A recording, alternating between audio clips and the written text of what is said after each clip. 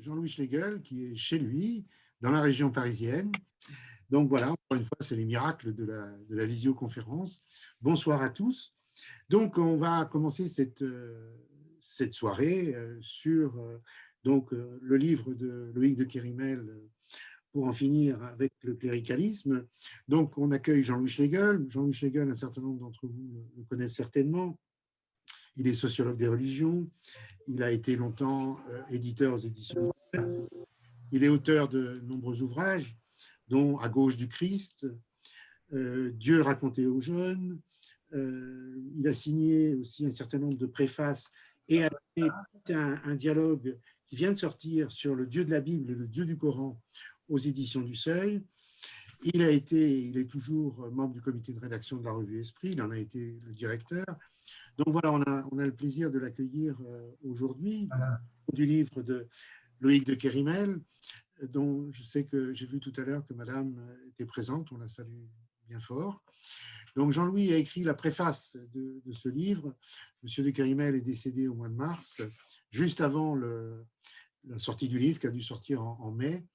Et donc nous allons passer la soirée avec Jean-Louis Schlegel autour de ce livre, qui est un livre important et qui a paru à l'équipe de Saint-Jacques nécessaire de vous faire partager au moins la problématique ce soir. Voilà, bonsoir Jean-Louis Schlegel. Bonsoir. Voilà, donc la parole est à vous. Merci Jacques-Yves. Alors d'abord, merci à tous de vous livrer, j'allais dire, à cet exercice qui est nouveau pour moi, malgré tout, même si depuis 6 mois, on a tous fait de la visio. J'ai goûté les joies de la visio, ou les malheurs de la visio d'ailleurs aussi. Bon. Alors, donc nous allons parler un peu du livre de Loïc de Kérimel.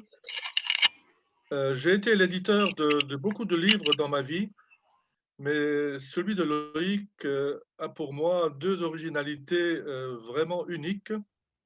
Et je dois dire que ce sont des originalités tristes. C'est le seul et unique livre qu'il a écrit. Et il est décédé au moment où le livre devait sortir en librairie. Cela ne m'est jamais arrivé en 30 ans de vie d'éditeur. Je voudrais juste dire un mot de la genèse de ce livre. Au départ, ça devait être un petit manifeste lancé par la CCBF, donc par la conférence catholique.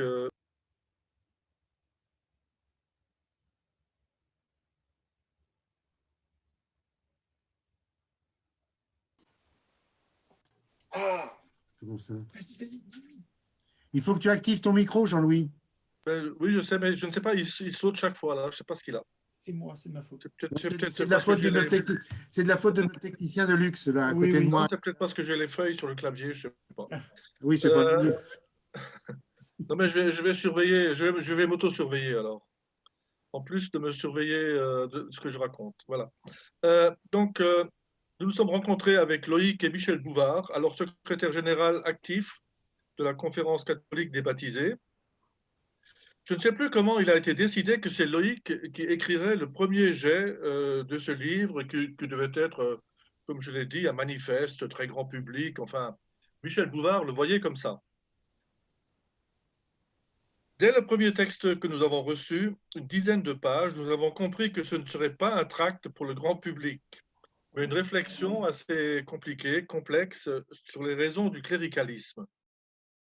Parce que nous étions juste après la lettre du pape François au peuple de Dieu en août 2018, la lettre où il demandait, après un rapport américain accablant sur la pédophilie des prêtres, à tous les catholiques, à tout le peuple de Dieu, de l'aider dans sa lutte. Et donc une lutte qu'il assimilait au cléricalisme, une lutte contre le cléricalisme. Donc, si vous voulez, ce livre est un peu dû à un hasard, à un événement inopiné, cette lettre de François. Mais après coup, j'ai compris que Loïc portait en lui depuis longtemps ce livre de fond, qui est le fruit de lecture, de cogitation et d'engagement multiples. Alors, notre seul mérite, bien involontaire, à Michel Bouvard et moi, a été de lui donner l'occasion de l'écrire et de le publier finalement. Une fois le livre fini, il a été présenté en 2019 à plusieurs éditeurs et au Seuil, ce n'est pas moi, je le dis très franchement, mais Elsa Rosenberger, l'éditrice des livres religieux, qui a été tout de suite séduite et qui a réussi à convaincre le Seuil de le prendre. En quoi elle a vraiment bien fait, je dois le reconnaître, parce que personnellement, j'étais beaucoup plus perplexe, vu l'état des lieux de l'Église en ce moment. J'ajoute aussi que Elsa a, quand même, il faut le dire, et ce n'est pas déconsidéré Loïc, Elsa a fait un travail considérable d'éditrice sur le manuscrit, un manuscrit compliqué dans certains passages, à certains endroits, donc un travail pour l'alléger, le rendre plus lisible par un large public. Il y a un an, donc, à l'automne 2019, le livre a été préparé pour l'impression aux éditions du Seuil. Et il se trouve que les épreuves sont arrivées, alors elles me sont arrivées en double, le 15 janvier 2020. Et Loïc m'a appelé ce jour-là au téléphone pour me dire ceci. Le cancer de la prostate qu'il avait eu il y a quelques années et qui semble-t-il avait pu être arrêté, s'était réveillé et se généralisait très très vite. Et il m'a dit pire encore, le médecin qui le suivait au Mans lui avait annoncé la semaine précédente la terrible nouvelle.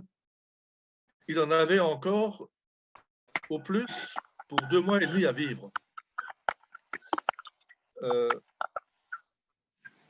Donc, il a ajouté, alors ça c'était bien lui pour ceux qui l'ont connu, qu'il ne pouvait pas ne pas y penser, mais qu'il se demandait si la passion ou la fureur qu'il avait mise à écrire ce livre n'avait pas réveillé ce cancer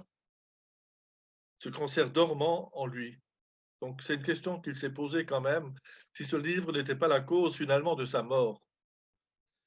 J'ai pu aller le voir encore début mars 2020 au Mans et nous avons passé quelques heures très agréables ensemble en nous racontant des histoires de notre passé jésuite, en parlant forcément aussi de la misère de l'Église. Alors Loïc est décédé 3 semaines plus tard, donc le lundi 23 mars, avec la consolation d'avoir reçu des exemplaires de son livre.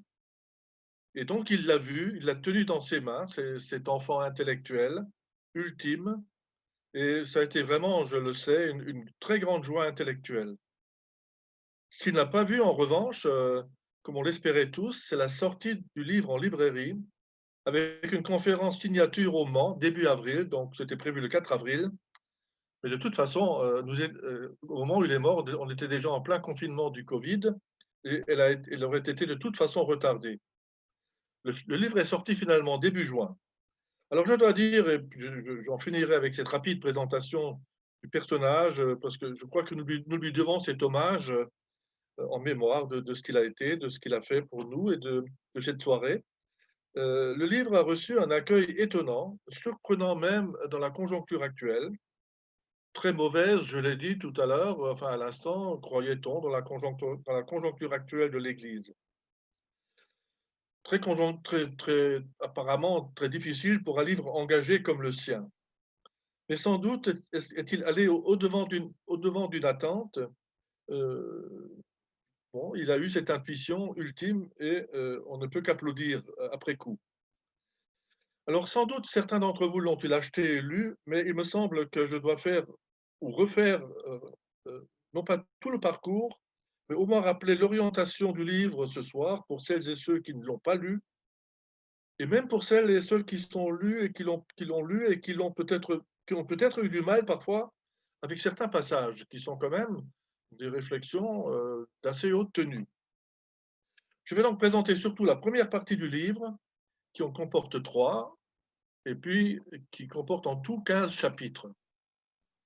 Je m'efforcerai aussi, en le présentant, de ne pas paraphraser sans plus le texte de Loïc, mais de le réexprimer un peu à ma manière, de façon à susciter aussi vos questions et vos réactions, et bien entendu, éventuellement, vos contestations.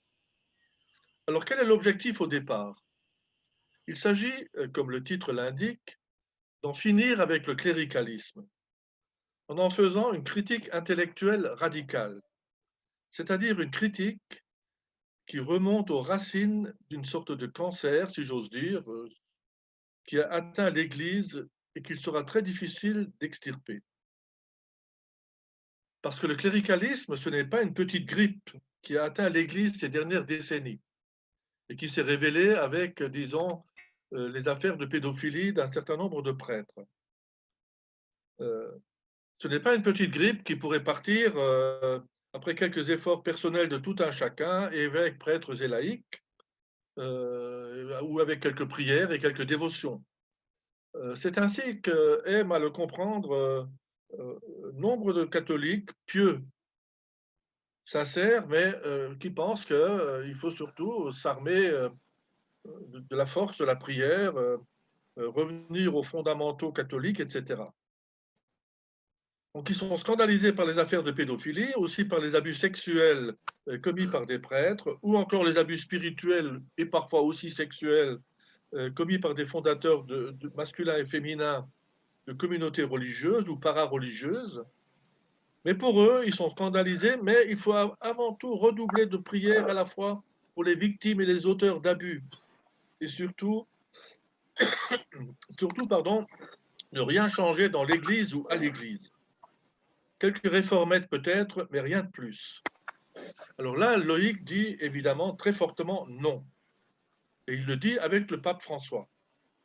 Il faut comprendre que le cléricalisme est une pathologie systémique, le mot revient très souvent dans le livre, une pathologie systémique de l'Église, qui atteint tout le monde, prêtres et laïcs, qui atteint les structures, et qui a des raisons très profondes et très anciennes qu'il importe de mettre au jour.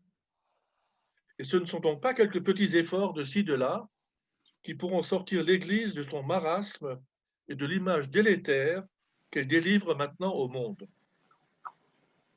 Alors, quelles sont ces racines historiques, théoriques et culturelles du mal que décrit Loïc dans son livre? Il y en a, alors ce sont les deux premières parties, les deux premières grandes parties du livre, il y en a globalement deux grandes, donc deux grandes racines, qui ont partie liées et qui sont décrites donc dans ces deux parties. D'un côté, il y a eu la mise en place ou la production d'un système clérical, d'un système clérical, entre guillemets, enfin, je souligne l'expression. De l'autre, il y a eu l'établissement d'un système sacrificiel. Là aussi, je souligne l'expression système sacrificiel. Les deux étant bien sûr fortement liés.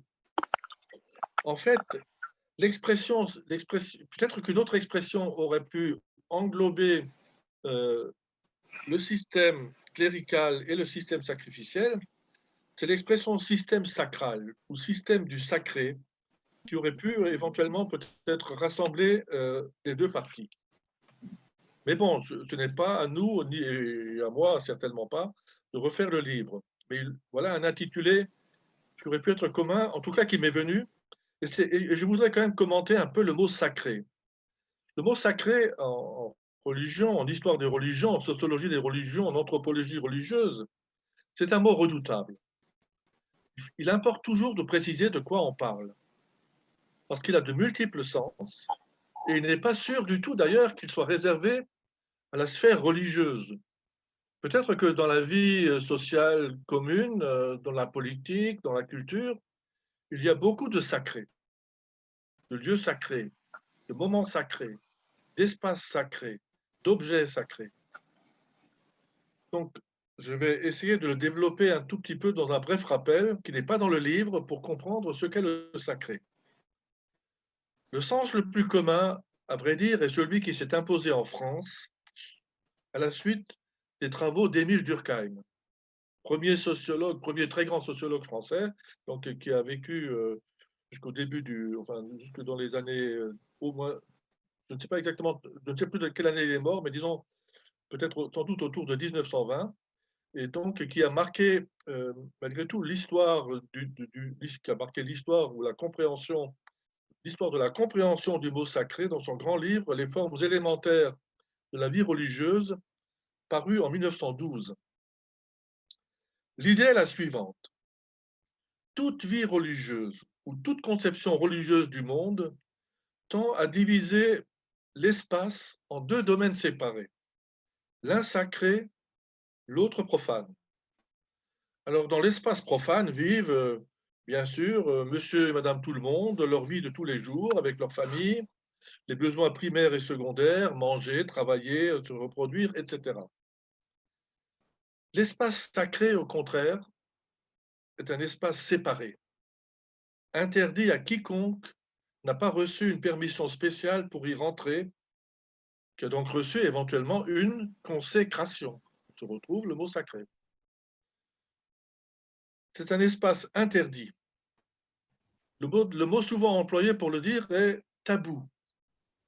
C'est un espace interdit ou tabou où sont célébrés des rites réservés à ceux qui ont été initiés, généralement les prêtres, mais aussi éventuellement, donc là les prêtres, dans le cas du christianisme, mais aussi de bien d'autres religions, mais aussi ailleurs, ça peut s'appeler sorcier, mage, devin, etc., qui d'une manière ou d'une autre ont seuls le droit, moyennant certaines conditions de purification par exemple, de circuler dans le domaine sacré spatial et donc d'y manipuler, d'y toucher des objets sacrés, de prononcer certaines paroles, d'opérer certains actes, etc.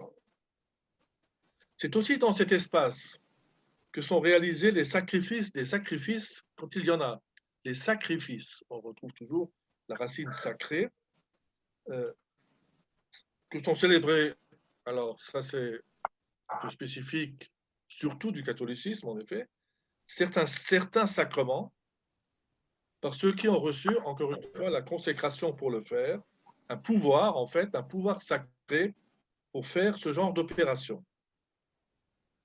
Alors, il y a aussi les temps sacrés, qui sont des temps festifs, qui sont globalement, en général, des temps festifs, où sont réalisés les grands rites sacrals de la communauté. Ils jouent d'ailleurs un grand rôle aussi dans le rythme donné au temps, hein, les fêtes religieuses, en pratiquement toutes les grandes religions du monde. Alors, naturellement aussi, la frontière entre le sacré et le profane, telle que je viens de la décrire, est un tout petit peu exagérée. Elle peut être plus ou moins forte, ou elles peuvent être plus ou moins poreuses, je parle des frontières, et les règlements du sacré peuvent varier en fonction du contexte ou du moment historique. D'une certaine manière, ça c'est facile à comprendre. Les grandes religions du monde, ou les églises, tout simplement, si vous préférez, ne sont pas constituées comme de petites communautés tribales en Amazonie.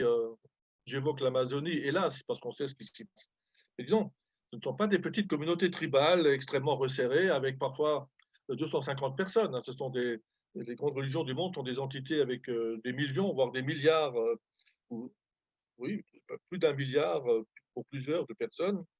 Ce sont des communautés ouvertes, sensibles malgré tout, je veux dire malgré qu'elles en aient et malgré qu'elles résistent éventuellement aux soubresauts de l'histoire.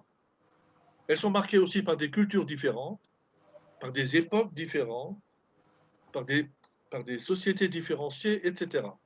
Donc, si vous voulez, il y a quand même du jeu. Hein. On n'est pas dans une sorte d'absolu, dans une sorte de séparation absolue. Alors, malgré tout, si vous voulez, les choses sont complexes parce que les grandes religions peuvent aussi accentuer sur certains points une sacralisation qui n'existe pas dans d'autres. Elles peuvent créer des sacralisations spécifiques. Par exemple, l'exemple qui me vient, mais qui est obvié par certains côtés, c'est le célibat universel pour les prêtres catholiques. Ça, c'est une spécificité tout de même qui peut pas exister dans d'autres cultes et dans d'autres religions. Parce que le célibat n'est pas, et de loin, imposé à tous les prêtres de toutes les religions, à tous les officiants et à tous les sacrificateurs de toutes les religions.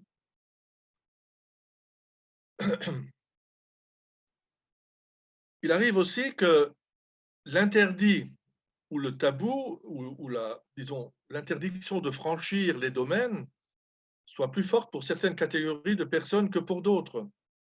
Par exemple, c'est évident, mais vous savez bien, les règles de pureté, surtout, peuvent interdire plus fortement aux femmes qu'aux hommes d'entrer dans l'espace du sacré. faut bien le dire, jusqu'à une date récente, c'était encore le cas des femmes dans l'Église catholique, pas uniquement, certes, pour des questions de pureté, encore que, bon, l'Église catholique a quand même, Loïc le rappelle quelque part dans le livre, a repris un certain nombre de règles de purification, et notamment la fête qui porte ce nom, hein, qui est que celle qui a accouché devait, 6 semaines après la naissance, se rendre à l'église pour les relevailles, comme on disait. Enfin, voilà. Évidemment, aujourd'hui, on pense surtout aux crêpes qui sont faites ce jour-là. Mais bon, la fête a d'autres origines. Puis on l'a transformée un peu en fête de la lumière, alors ça fait plus, c'est beaucoup plus supportable, bien entendu. Alors, euh, bon, on sait que donc les femmes étaient aussi interdites dans le chœur jusqu'à une époque très récente. En tout cas, leur entrée était très contrôlée. Et bon, après tout, jusqu'à une période encore plus récente, qui existe encore quand même dans un certain nombre de paroisses, les filles ne peuvent pas être enfants de chœur, etc., etc. Alors, le mot sacré, j'y reviens, a encore d'autres dimensions sur lesquelles je ne m'étendrai pas. Parce qu'il y a en fait une production permanente de choses sacrées ou sacralisées. Par exemple, ce qui fait ressentir une émotion intense ou un effroi intense. Euh, Retenez simplement que dans le sens où j'en parle, sacraliser veut dire créer du séparé, de l'intouchable, de l'éternel, du figé, de l'immobile. Impossible d'y toucher sous peine de faute grave, impossible de faire évoluer sous peine disons, de recevoir en retour de grands reproches, voire une exclusion de la communauté, voire une excommunication, voire la promesse d'une damnation dans les temps futurs. Il faut dire aussi, alors, on est dans une époque curieuse de ce côté-là, curieuse, voilà. Non, c'est ancien, disons, c'est curieux parce que ça existe toujours. Toucher au sacré des autres peut vous exposer à de très graves dangers. Hein, toucher, quand vous êtes étranger à une communauté, à ce qui est saint, sacralisé par les autres, peut même vous exposer éventuellement à des risques mortels. Nous l'avons hélas vu très récemment. Alors, je reviens maintenant à Loïc après cette longue parenthèse sur le sacré, mais enfin, c'était un peu le thème c'est un thème qui est quand même très omniprésent dans le livre. Alors, le propos de Loïc tourne autour du caractère systématique ou systémique de la séparation sacrale. Dans l'Église, elle s'est introduite dans les rapports homme-femme, prêtre-laïque, ou encore dans la conception du pur et de l'impur. C'est une distinction qui est à l'origine de nombreuses autres distinctions. La hiérarchisation des personnes ou des personnels dans l'Église, par exemple. Je viens de dire hiérarchie. Alors je rappelle qu'en grec, le mot pour dire sacré est précisément hiéros, et que arché veut dire à la fois commandement et commencement.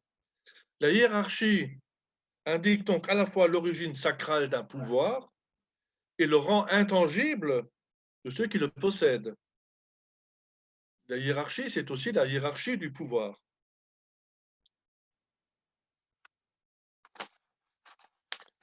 Et évidemment, une hiérarchie qu'en ce sens, il importe de respecter.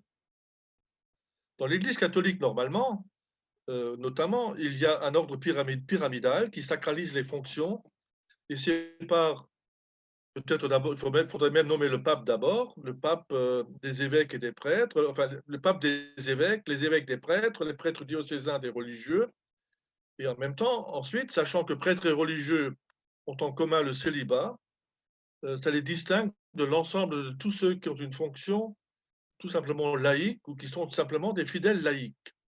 Donc tous ceux qui ont une fonction cléricale, d'une certaine manière, s'opposent, de ce point de vue, aux fidèles laïcs.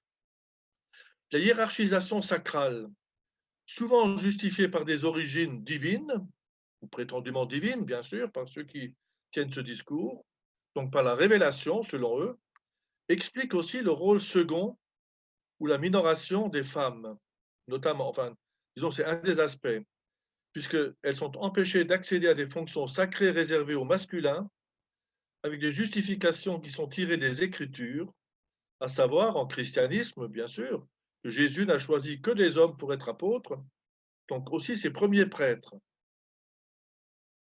D'ailleurs, on fait comme si Jésus avait institué des prêtres. En fait, ils sont venus beaucoup plus tard, hein.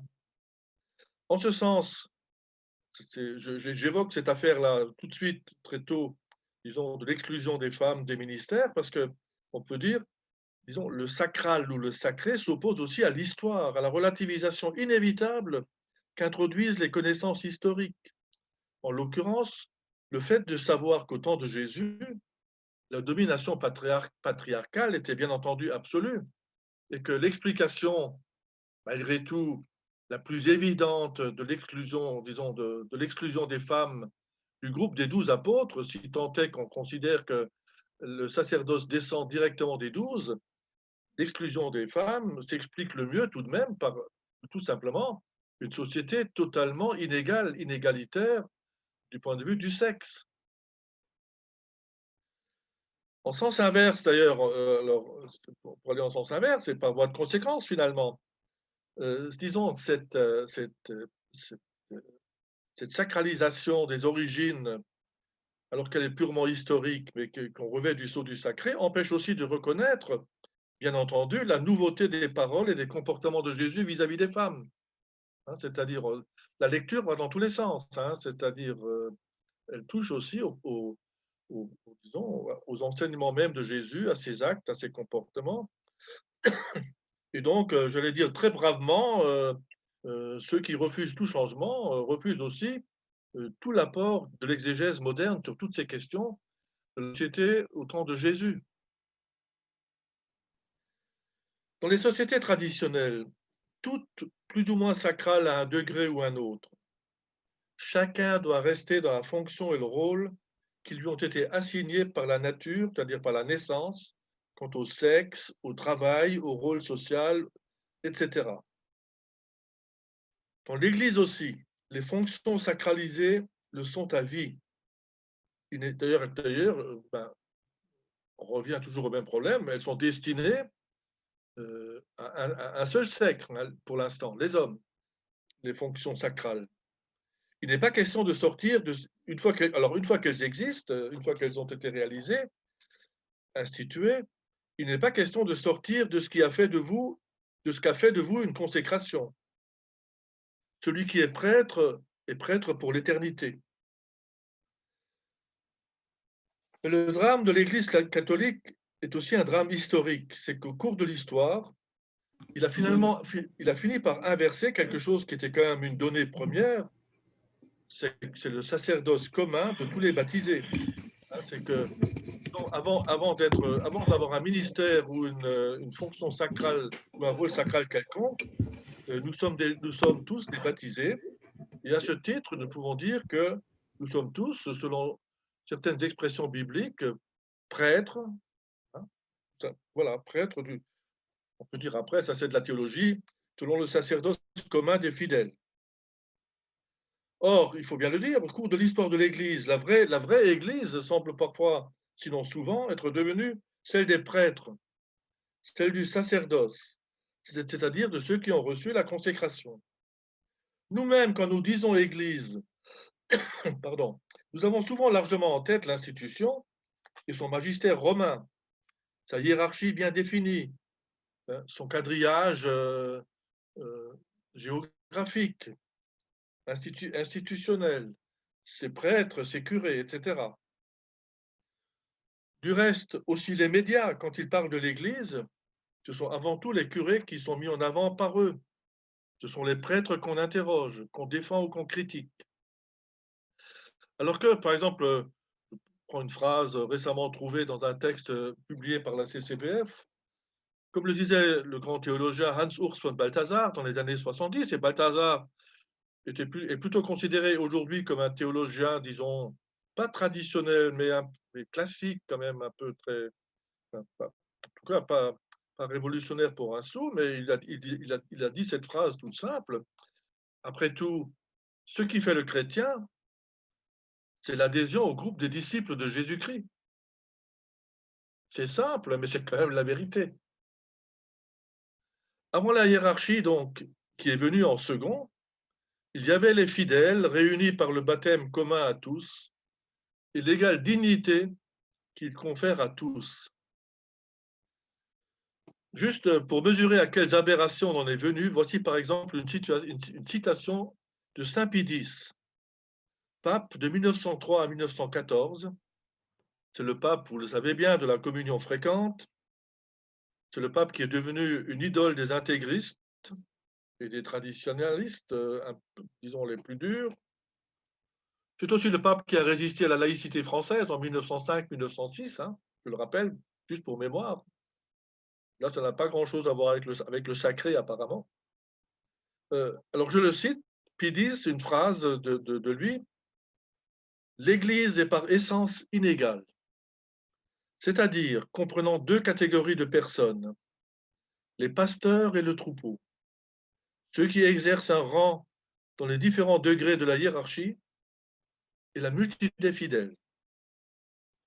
Ces catégories sont tellement distinctes entre elles que dans le corps pastoral seul réside le droit et l'autorité nécessaires pour promouvoir et diriger tous les membres vers la fin de la société, vers la fin, c'est-à-dire le but.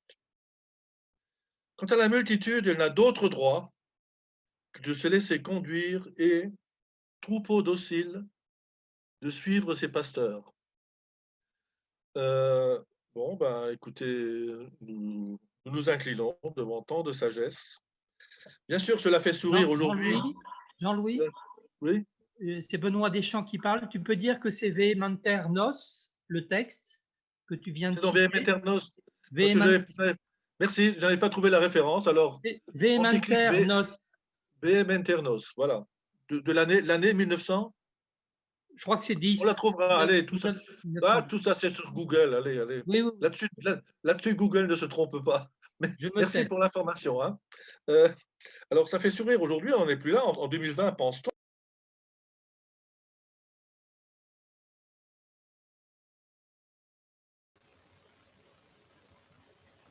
Comment tu fais? Tu peux remettre le son, Jean-Louis? Parce que ça a été coupé. Mais c'est pas de ta faute. C'est bon? Non, mais je ne sais pas. Moi, non, c'est pas de ta faute. C'est le technicien de luxe de l'abbaye qui a fait une fausse manip. Il y a un mauvais génie, comme dirait Descartes, qui me coupe le son. Exactement, c'est moi. Bon, disons, la citation de Pie XII, vous l'avez entendue, je pense, mais alors ça fait sourire aujourd'hui, on n'en est plus là, en 2020, pense-t-on. Et pourtant, est-ce qu'on en est vraiment sorti? Ni dans la réalité, ni dans le langage, selon Loïc.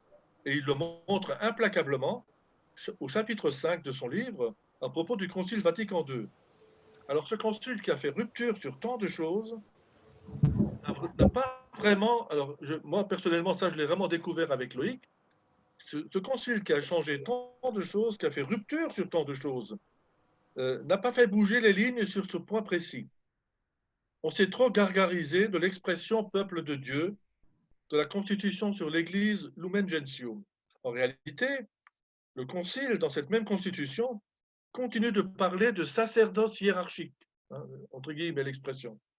Ou plutôt, il juxtapose les deux conceptions. Il y a le peuple de Dieu et puis il y a le sacerdoce hiérarchique. Donc l'Église est à la fois peuple de Dieu et constituée hiérarchiquement. Bon, les commentateurs du Concile, ils pensent que c'est une concession qui a été faite aux tradis, hein, aux traditionalistes du Concile. Peu importe, mais en tout cas, ça se trouve dans le texte. Alors, Loïc fait à juste titre un sort à la phrase suivante. C'est au chapitre, c'est au paragraphe 10, grand paragraphe 10, alinéa 2 de Lumen Gentium. Celui qui a reçu le sacerdoce ministériel. Bon. Celui qui a reçu le sacerdoce ministériel jouit d'un pouvoir sacré pour former et conduire le peuple sacerdotal, pour faire dans le rôle du Christ le sacrifice eucharistique. En une seule phrase, là, de Lumen Gentium, on a 4 fois le sacré. Hein. Il y a le sacerdoce ministériel des prêtres et des évêques. Il y a son pouvoir sacré. Il y a le peuple sacerdotal et le sacrifice eucharistique. Il manque juste le mot consacré. Alors, ce qui est amusant, c'est ceci, c'est qu'une ligne plus loin dans le même texte, on parle malgré tout du sacerdoce des fidèles. Et on dit que c'est un sacerdoce royal. Alors, donc, autrement dit, ils ont le petit sacerdoce en commun, là, le sacerdoce commun, mais qu'ils se le disent. Dites-le vous, hein, très fortement. Votre sacerdoce est royal.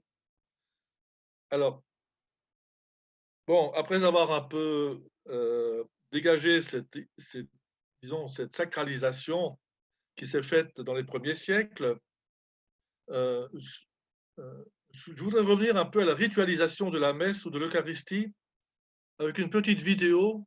Ça va nous distraire pendant un instant sur l'usage de l'encens actuellement dans l'Église. Et je commenterai rapidement ensuite après la vidéo. Donc on peut la lancer, Jacques-Yves.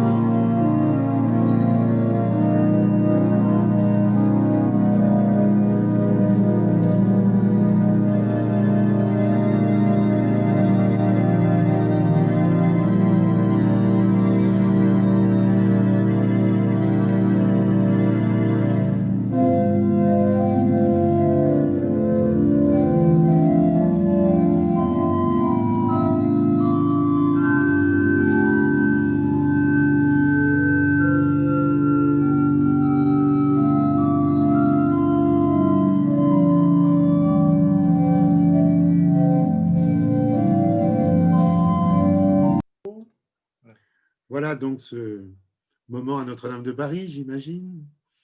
Alors Jean-Louis, pourquoi vous nous avez passé ce… Alors, elle a été légèrement coupée, mais je vais expliquer. Non, alors, si vous voulez, dans cette vidéo, on n'a pas vu la préparation rituelle des offrandes par le prêtre diacre, là, qui joue le rôle de diacre.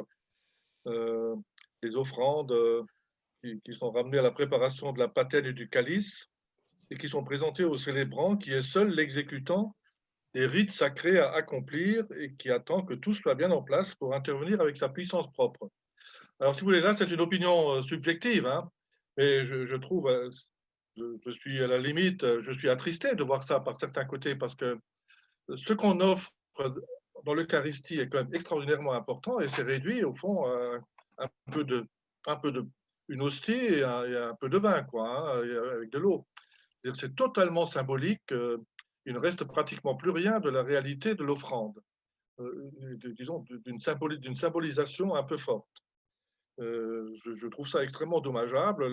Je trouve en ce sens-là, l'offertoire est quelque chose qui est littéralement saboté par le rite au profit disons, justement d'une sacralisation. Alors, vous l'avez vu, hein, une fois que l'évêque a élevé le pain et le vin, alors il encense justement ces deux purs symboles, en quelque sorte, une toute petite hostie, et puis le calice. Et, enfin, disons, tout de suite, ils sont entourés d'un nuage sacral, il faut quand même le dire.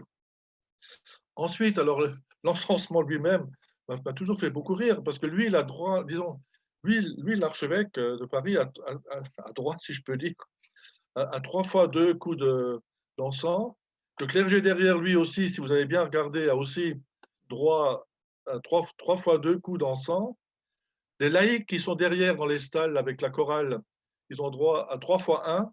Et alors là, vous ne l'avez pas vu, mais si celui qui encense est allé devant la foule, vous auriez vu que la foule aussi a droit, la foule des laïcs, quoi, a droit à 3 fois 1. Alors vous me direz, c'est vraiment mesquin de présenter ça. Effectivement, je m'en fiche, ça me fait rire un peu, hein. Mais on se dit, mais nom d'une pipe quand même, ça serait l'occasion unique que l'archevêque lui-même descende devant l'autel et le regarde avec, disons, qu'il se mette devant la foule et éventuellement même tous ceux qui l'accompagnent, et que tout le monde soit encensé ensemble. C'est ça le peuple de Dieu. Mais constamment, quand on regarde de près, il y a ces différences, qui viennent, alors lointainement, mais elles sont petites, mais d'une conception sacrale. Voilà, c'est un peu ça que je voulais dire.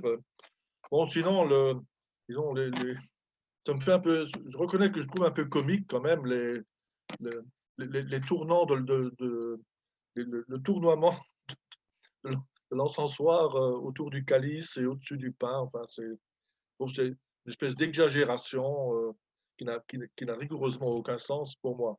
J'ajoute quand même, hein, que pour l'encens, on est un peu divisé. Moi, personnellement, enfin, je sais qu'il y en a qui détestent. Personnellement, je ne déteste pas du tout. Peut-être parce que j'ai été socialisé là-dedans, il y a très très longtemps, que j'ai bu l'encens avec le lait de ma mère. Voilà. Alors, passons à autre chose. Alors, le livre de Loïc explique pour chacune des sacralisations ses raisons. Comment et pourquoi ça s'est passé ainsi, et comment l'Église l'a justifié à partir du IIe siècle et pendant les 3e et 4e siècles. Donc, à partir de vers l'an 200 après Jésus-Christ, jusque vers l'an 400, et ensuite, bien entendu, il y a encore eu bien des épisodes de sacralisation supplémentaires. Comme vous le verrez si vous lisez le livre, les choses sont complexes quand même. Il ne faut pas les simplifier, car c'est justement pour cette raison qu'elles sont si difficiles à détricoter, à défaire. Et même, je dirais que cette difficulté explique pourquoi il est compliqué d'imaginer autre chose, une église qui pourrait être autre, différente. D'autant plus, Loïc le rappelle au début, que le cléricalisme n'est pas ou pas seulement le fait des clercs, évêques ou prêtres. Il est si ancré dans l'imaginaire catholique que les laïcs, de nombreux laïcs, disons-le, peuvent être plus cléricaux que les évêques et les prêtres, que les femmes peuvent être plus attachées à leur rôle exclusif de service ou de mère de famille que les prêtres et les évêques ne le souhaiteraient, ou encore que les laïcs peuvent être plus soumis à l'autorité des clercs que l'Église ne le demande. En ce sens, le système clérical que Loïc décrit au chapitre 5 de son livre est non seulement un système théologique bien huilé, bien structuré, bien cohérent, mais c'est une vraie culture. Je crois qu'il faut bien se rendre compte de ça. Je pense que c'est ça qu'il veut dire, au fond, en parlant de la fin du cléricalisme.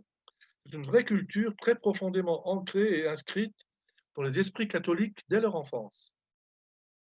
J'allais dire, ça fait partie de leur foi et de leur spiritualité même, disons, et ceux qui, souvent, on est surpris d'ailleurs parfois disons, comment dire, des combats menés par certains catholiques pour des choses qui sont des détails totalement inutiles, enfin, disons, qui n'ont strictement aucun intérêt pour la foi. Une dernière chose à propos de cette première partie. Je voudrais souligner pour finir mon commentaire de cette grande première partie un point que la plupart des catholiques ignorent ou méconnaissent largement. c'est le rôle de l'Épître aux Hébreux dans les justifications ultérieures de cette sacralisation systémique. Loïc en fait une discussion serrée au chapitre 6 de son livre.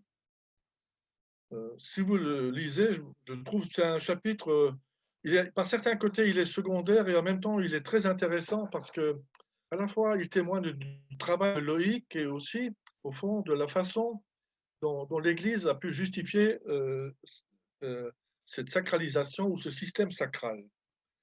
La lettre aux Hébreux, je le rappelle, est une lettre tardive, certainement du second siècle. Elle n'est pas de Paul, bien entendu. Elle comporte pourtant des passages magnifiques, mais elle emploie aussi un langage sacrificiel très marqué. En particulier, elle parle du Christ comme du grand prêtre saint, innocent, immaculé, séparé des pécheurs, élevé au-dessus des cieux. Alors, ces images et ces mots sacrificiels appliqués au Christ, à Jésus, ont souvent servi, sans surprise, à justifier, après le Concile de Trente, ou disons à l'époque moderne, le côté sacrificiel de la messe, et bien entendu le rôle sacrificiel du prêtre qui la célèbre. Ce faisant, alors que la rupture de Jésus avec le temple de Jérusalem, où l'on faisait les sacrifices, est pourtant une des données les plus évidentes dans les évangiles, on revient par la lettre aux Hébreux, on a tenté de revenir plutôt par la lettre aux Hébreux à une continuité forte avec le système sacerdotal de l'Ancien Testament.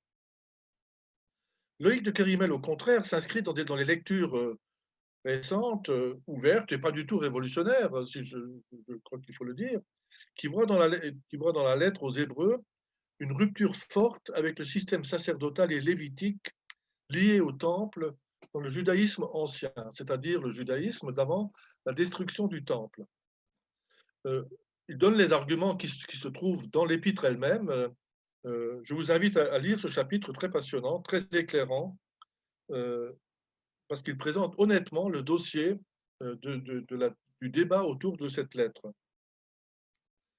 Alors, j'ai parlé jusqu'à présent de la première partie du livre qui tourne largement autour du sacré et des mots forgés par l'Église autour de ce mot, sacrifice, sacrement, sacerdoce, consécration, hiérarchie.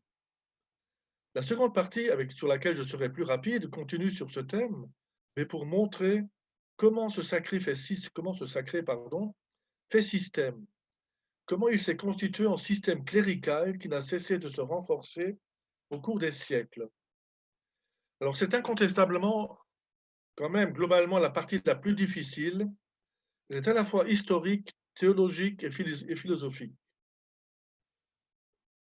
Le premier moment, alors je vais vraiment être assez rapide, mais disons, le premier moment et le premier moteur du système clérical est celui de la mise en place de l'anti-judaïsme chrétien et puis du rôle qu'il a joué au cours de l'histoire, avec sa violence contre les Juifs, bien sûr, mais aussi ses effets en retour et ses retombées sur le système clérical. Loïc a longtemps fait partie des amitiés judéo-chrétiennes, ce qui explique son intérêt, je dirais même aussi sa profonde empathie pour le judaïsme, et aussi l'étendue de ses connaissances sur le sujet. Je soulignerai seulement ici un aspect, à savoir l'inversion qui a eu lieu dans les débuts de l'histoire de l'Église entre judaïsme et christianisme. Après l'exil à Babylone, donc on va dire après la fin de l'exil, c'est fin du 6e, 5e siècle avant le Christ, le judaïsme ancien était devenu une religion sacerdotale. Des prêtres organisant le culte, fait notamment de sacrifices d'animaux, autour du temple de Jérusalem reconstruit. Après la destruction du temple par les Romains en 70 après Jésus-Christ, le judaïsme privé du temple devient progressivement, au cours du IIe siècle, une religion où les sacrifices et le corps sacerdotal disparaissent, pour laisser place à des communautés axées autour de l'étude de la loi et participant d'un culte largement domestique, même si, bien entendu, le culte de la synagogue ne s'est jamais totalement éteint, loin de là. Le paradoxe, puis bon, dans le judaïsme aussi, comme partout, hein, il y a eu des tendances diverses par rapport à ces questions. Le paradoxe, c'est qu'au même moment, donc à partir du IIe siècle, disons, l'Église, qui avait pourtant rompu avec le judaïsme par le rejet de la circoncision, a repris le flambeau de ce culte sacrificiel autour du temple, à partir d'une interprétation fortement sacrificielle de la passion et de la mort du Christ, interprétée comme devant en quelque sorte calmer la colère de Dieu devant l'impiété des hommes. Ce qui était à l'origine la fraction du pain, en tout cas à Emmaüs, ce qui était au fond, disons, la dernière scène, la veille de sa mort, est devenu en quelque sorte le sacrifice, devenu pas seulement en quelque sorte, est devenu le sacrifice non sanglant offert dans l'Eucharistie, au cours de l'Eucharistie, laquelle cessera donc de plus en plus d'être un repas en mémoire du dernier repas du Seigneur, pour devenir donc elle cesse d'être cela, pour devenir un acte liturgique effectué à l'autel, dans une action de plus en plus ritualisée et réservée précisément au corps sacerdotal prévu, formé, consacré pour cela. De là va naître aussi finalement une théologie de la substitution, où l'Église se prétendra le véritable Israël, Vérus Israël, le nouveau peuple de Dieu qui a remplacé l'ancien dans le cœur de Dieu, un ancien dont il ne subsiste rien, et qui finira par disparaître pour nous, pensait-on. Alors, comme il n'a pas disparu au cours de l'histoire, on a pensé à un moment qu'il fallait éventuellement l'aider à disparaître ou accélérer sa disparition.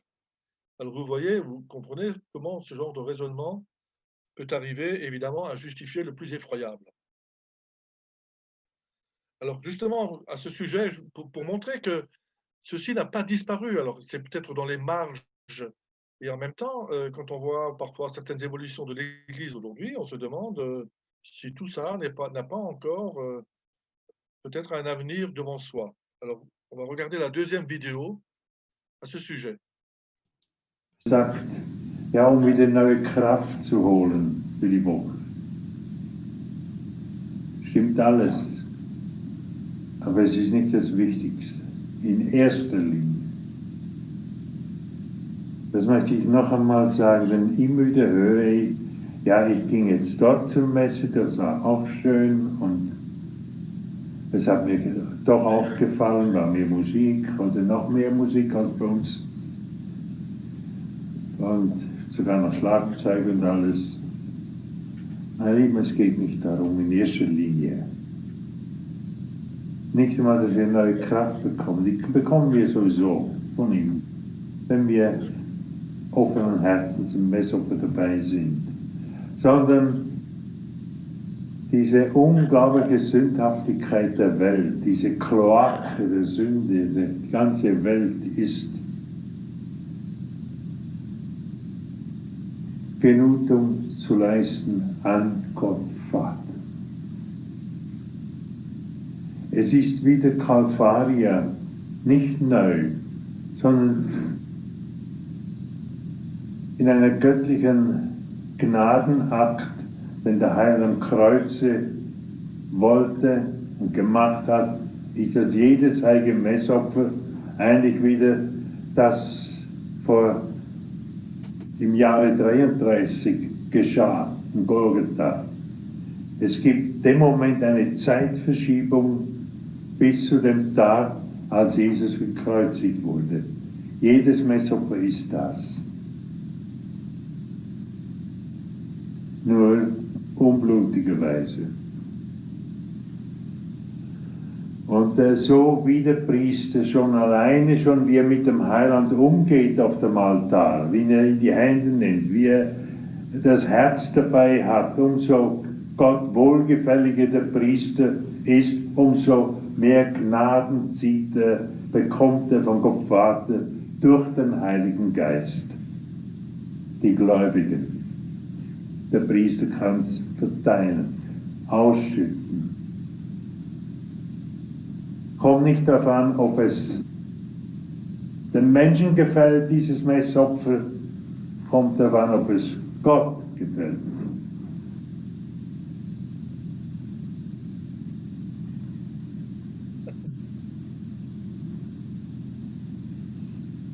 Das ist der springende Punkt. Schaut, ich bin ganz sicher, nicht nur vielleicht, ich bin ganz sicher, dass die Prediger besser predigen können als ich. Schließlich habe ich nicht gelehrt. Aber auf das kommt es nicht an.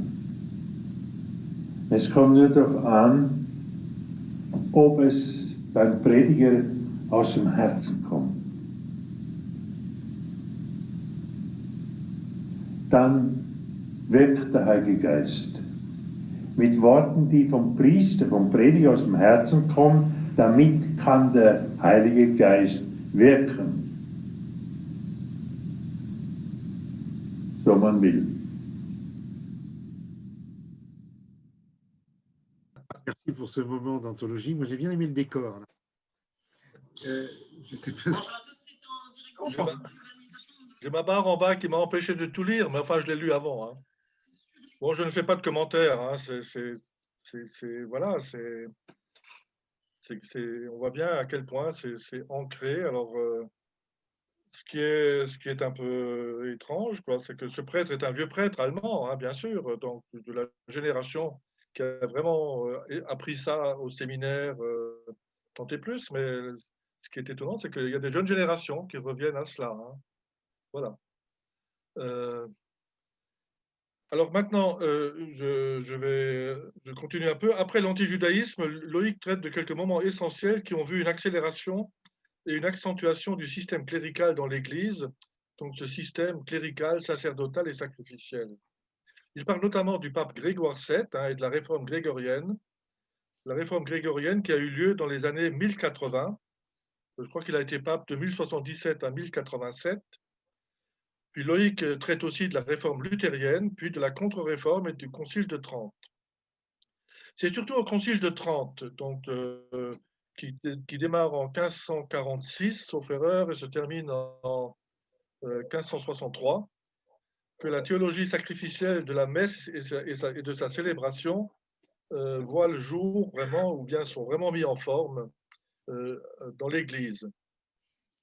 Le prêtre est celui qui est avant tout le célébrant du sacrifice du Christ à partir de maintenant, à partir de là. Et à ce titre, il est un autre Christ par excellence. C'est-à-dire, au début, on parlait du chrétien qui est un autre Christ. Maintenant, c'est le prêtre qui est avant tout un autre Christ quand il célèbre le sacrifice divin. Alors, ce prêtre, à ce moment-là, est devenu le prêtre célibataire qui doit être parfaitement chaste, c'est-à-dire pur comme le grand prêtre juif lors du sacrifice au temple. Par ailleurs, et évidemment, dans la foulée, pour communier lors de l'Eucharistie, sachant que, bien entendu, on a communié, la communion fréquente est devenue quelque chose, est devenue une loi de l'Église ou une règle à partir du pape Pie X, comme je l'ai dit tout à l'heure. Le laïc aussi doit être parfaitement pur, c'est-à-dire ne pas être porté dans sa conscience un péché grave, car l'hostie est devenue une chose sainte, sacrée par excellence. Puis de fil en aiguille, on en est là, hein, on l'a vu récemment encore, on considérera que même les mains sont toujours trop impures pour la tenir, ou que le risque est grand que l'hostie tombe à terre, voire qu'elle soit emmenée par un garnement sans être consommée, et qu'elle tombe à terre, donc, ce qui serait un mépris sans nom et un scandale pour le corps sacré du Seigneur. Bien entendu, cela change aussi le statut du prêtre. Mais tout cela, malgré tout, enfin, disons, on le sait aujourd'hui, ne s'est pas passé au Concile de Trente. Hein. Par exemple, l'historien André Vaucher, c'est Loïc qui le dit, dit que déjà du temps des Carolingiens, donc vers la fin du premier millénaire, avant l'an 1000, s'était constituée, je cite, une caste sacerdotale séparée du reste du peuple par ses fonctions et son statut. Une caste non seulement séparée, mais supérieure à l'état laïque, lequel en sens inverse est de plus en plus déprécié, forcément. C'est aussi une hiérarchisation qui se produit non seulement par le sacré, mais aussi par la qualité chrétienne intrinsèque. Un prêtre célibataire devient obligatoirement et par nature supérieur à un laïc marié, en ce sens que, ça moi je l'ai encore connu, je m'en souviens parfaitement dans les années 60, hein, en ce sens que le prêtre célibataire a choisi le plus haut service, hein, c'est-à-dire un service, si c'est le plus haut, il est forcément supérieur à celui qui est plus bas, qui est celui des laïcs. L'importance du sacrifice a aussi débordé le cadre de la messe. Le sacrifice est devenu une part de la culture catholique. Et Dieu sait combien ce mot était prégnant dans l'éducation catholique et dans nos bonnes familles catholiques jusqu'à Vatican II. C'est une sorte de dolorisme non dit qui imprégnait la culture catholique et qui régnait comme une sorte de menace sur la vie morale des bons catholiques, en particulier en matière sexuelle.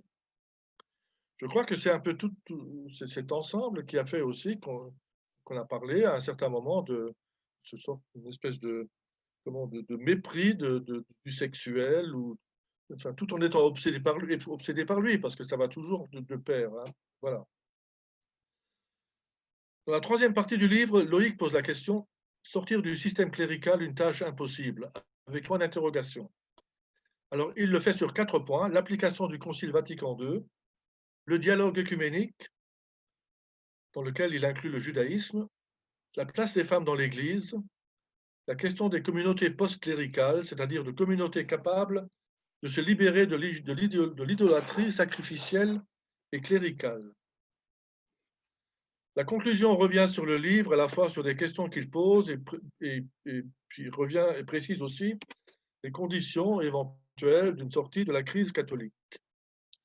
Alors moi-même, je vais en gros terminer par là, tout en ayant l'impression d'être resté très superficiel sur un livre si riche de questionnements, d'ouverture, de propositions, et aussi de savoir, parce qu'on apprend un tas de choses dans ce livre.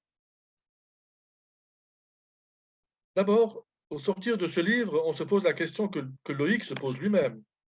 Comment faire, que faire et comment faire, pardon, pour en finir avec le cléricalisme? Si ce n'est pas une crise survenue récemment dans l'Église catholique, mais une crise presque très ancienne, presque congénitale à la naissance et à la construction primitive du christianisme, que faire? Peut-on réformer quelque chose? Et quoi? Et comment? Et par où commencer? Dans un corps atteint de paralysie. Peut-on attendre quelque chose de réforme venue d'en haut? Il faut bien le dire, l'exemple du pape François depuis 2013 n'est pas vraiment concluant, parce qu'il n'a jamais pu contourner l'obstacle de la curie pour des réformes pourtant minimales, je pense à celle des divorcés remariés admis à la communion, etc. Alors, des réformes par la base sont-elles possibles? En voyant l'exemple de la France, le sociologue ne peut être que pessimiste en voyant le retour d'aspirations et de pratiques littéralement pré-Vatican II. Alors, je le dis de façon très franche parce que j'entends cela. Hein. On peut être tenté de partir ailleurs, dans une autre église.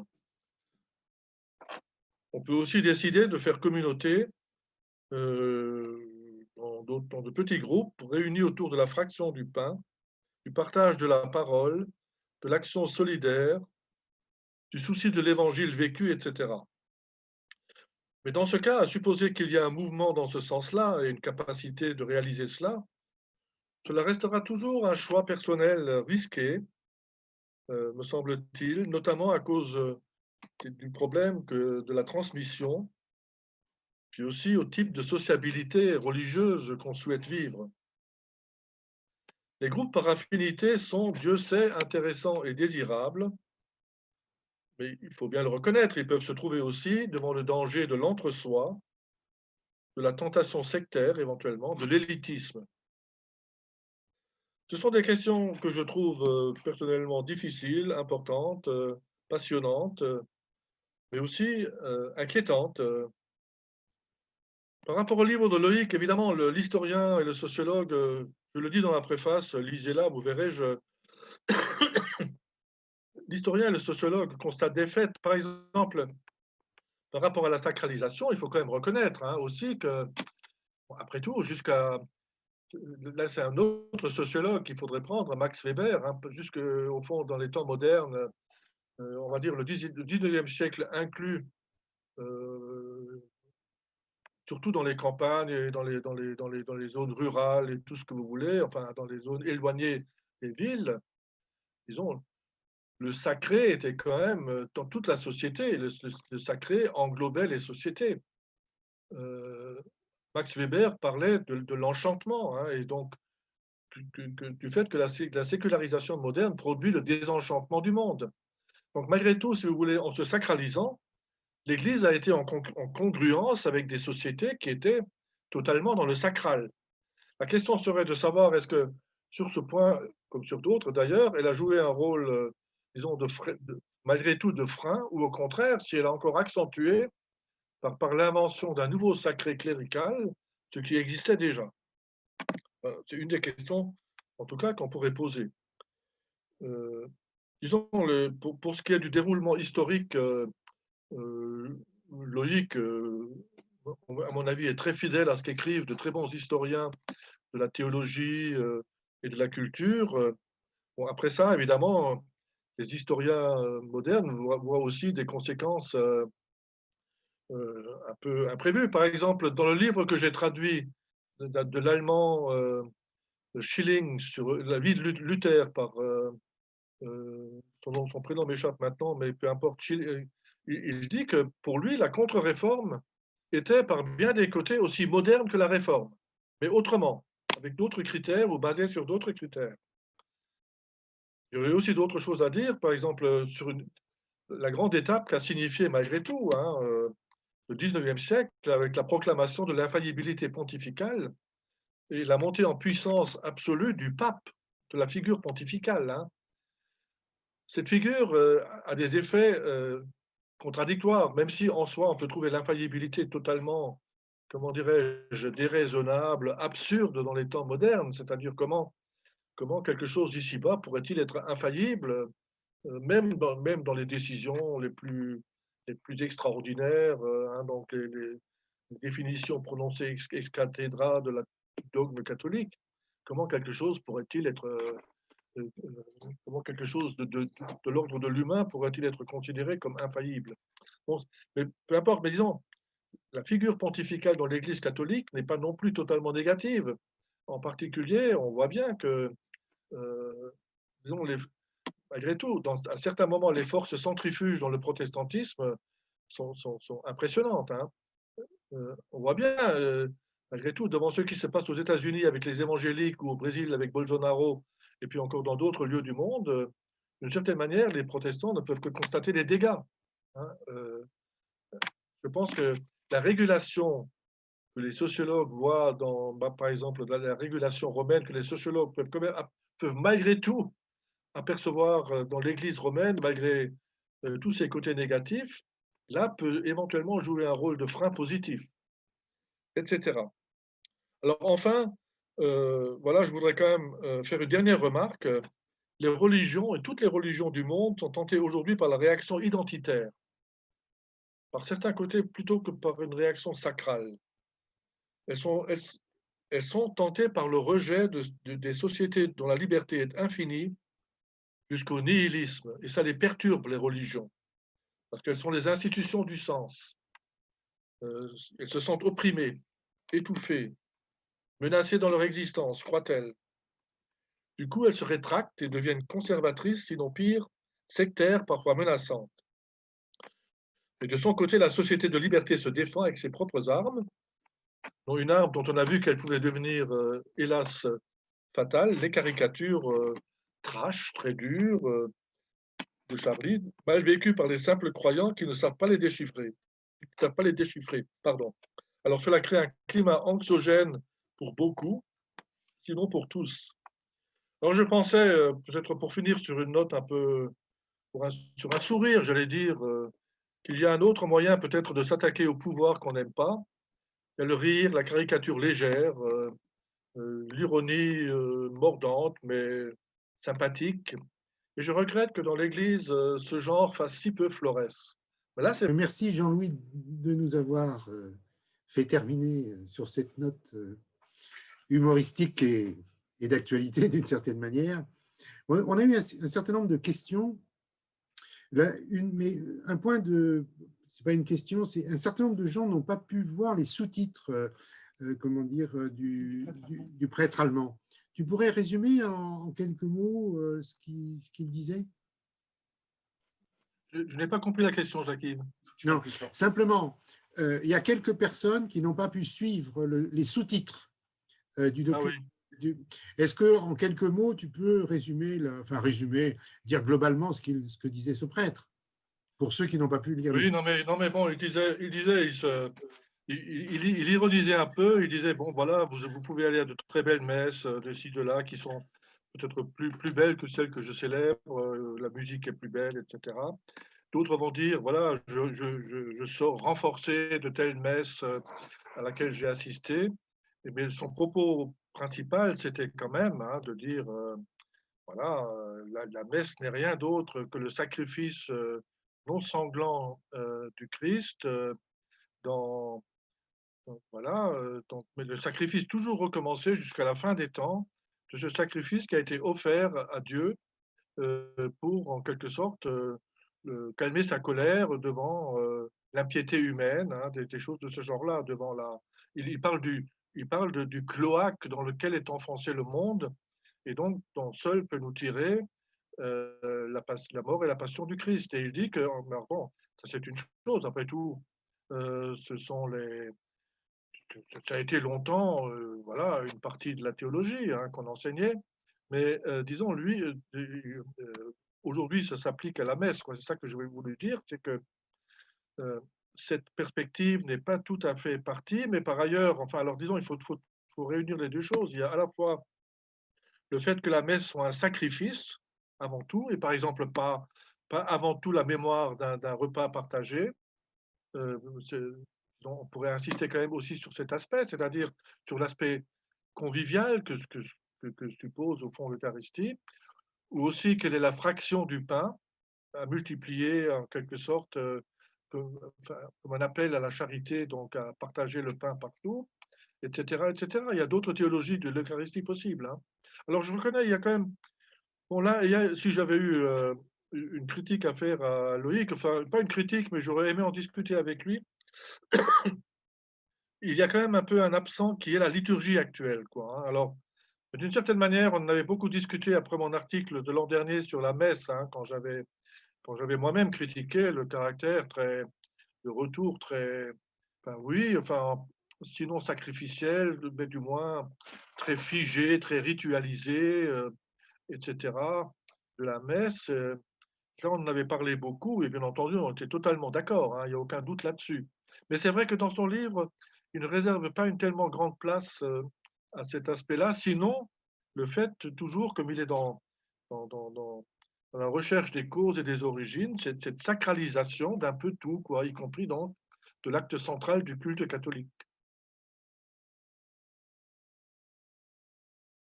Là, je résume, mais je crois que Oui. je pense il n'a pas dit grand-chose de plus que ça. Voilà. Alors, il y a un petit pool de questions.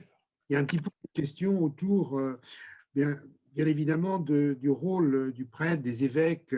Et une des questions qui est posée, est-ce que les synodes ou des modes de décision, est-ce que les synodes ou des modes de décision collégiales ne pourraient pas être, disons, une solution, enfin une voie de sortie par rapport à un cléricalisme qui se traduit encore par, on appelle le père X, on appelle père, on appelle monseigneur. Il y a aussi une question là-dessus, c'est-à-dire, est-ce qu'on ne pourrait pas appeler les gens dans l'Église tout simplement par leur nom ou leur prénom? Oui, alors ça, effectivement, mais ça, c'est quand même quelque chose qui...